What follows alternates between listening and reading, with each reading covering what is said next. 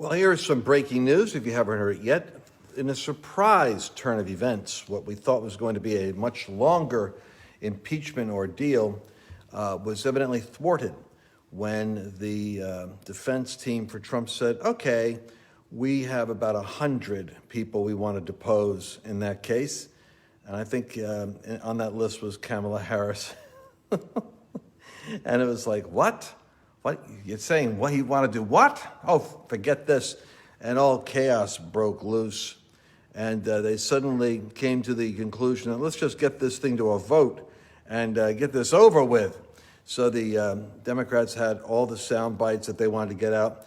But then the Republicans just played a montage of fight, fight, fight, fight, and calls to what would look like insurrection rhetoric that was used even by Democrats in their protest enthusiasm this year. So 57 senators voted to convict Trump. 67 were required to pass it. They fell short, but we have 7 Republicans that voted against Trump. Richard Burr of North Carolina, Susan Collins, nothing new there, Bill Cassidy, Louisiana, Lisa Murkowski, Mitt Romney, Ben Sasse, and Pat Toomey, who's going to be leaving the Senate forever anyway. And so it's going to be... Now, what is Donald Trump thinking? Because he hasn't been speaking, so we were very interested in what does Donald Trump say? And he says this: I want to first thank my team of dedicated lawyers and others for their tireless work, upholding justice and defending truth. My deepest thanks to all of the United States senators and members of Congress who stood proudly for the Constitution we all revere and for the sacred principles of our country. And then, true to Donald Trump, he starts getting into it.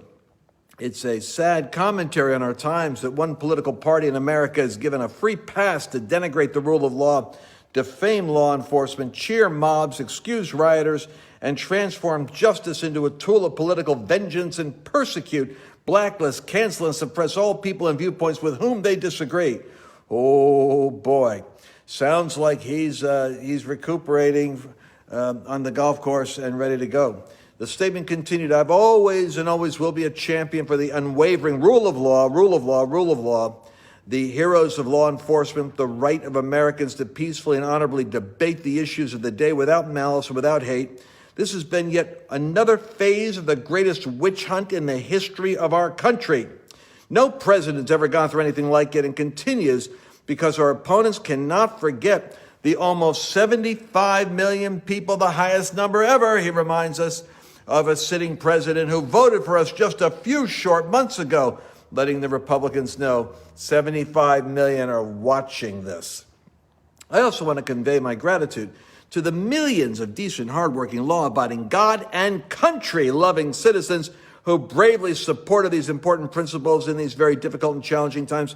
Our historic, patriotic, and beautiful movement to make America great has only just begun. In the months ahead, I have much to share with you. Oh, he's coming back. He's like the Terminator. I'll be back. And I look forward to continuing our incredible journey together to achieve American greatness for all our people. There's never been anything like it. Never anything like what I've done. We have so much work. I added that in there.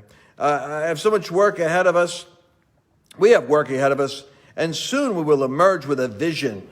A vision for a bright, radiant, limitless American future. Together, there's nothing we can't accomplish. We remain one people, one family, and one glorious nation under God, he reminds them.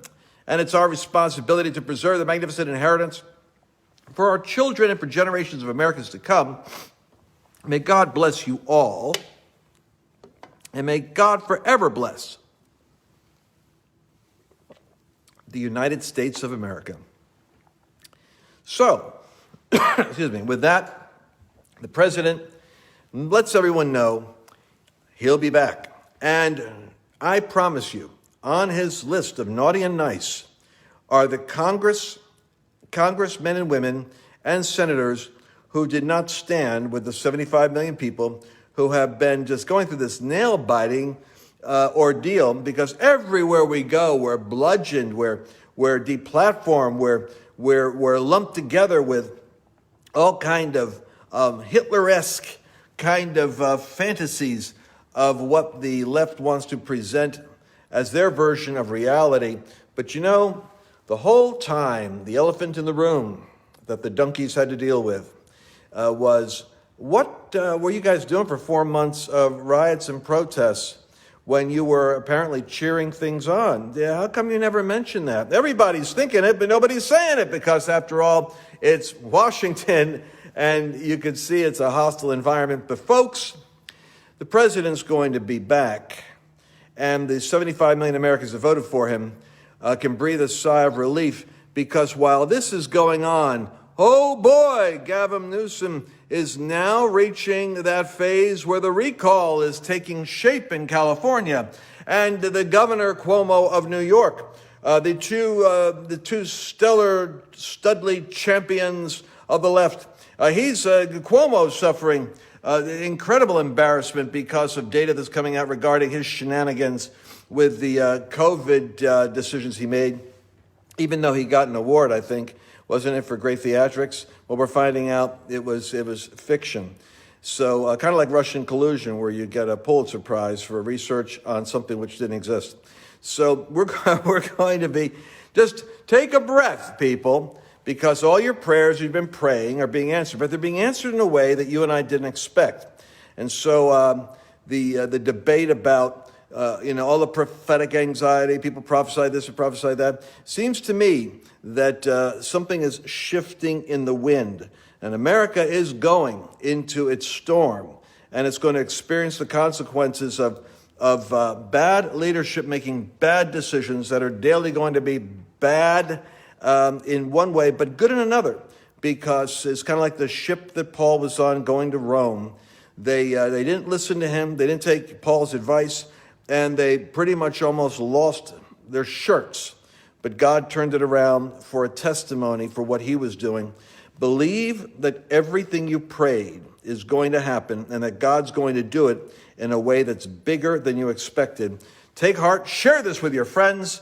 This is Lance Wallnau coming to you with breaking news from my studio here in an undisclosed location in my underground bunker. Talk to you soon. God bless.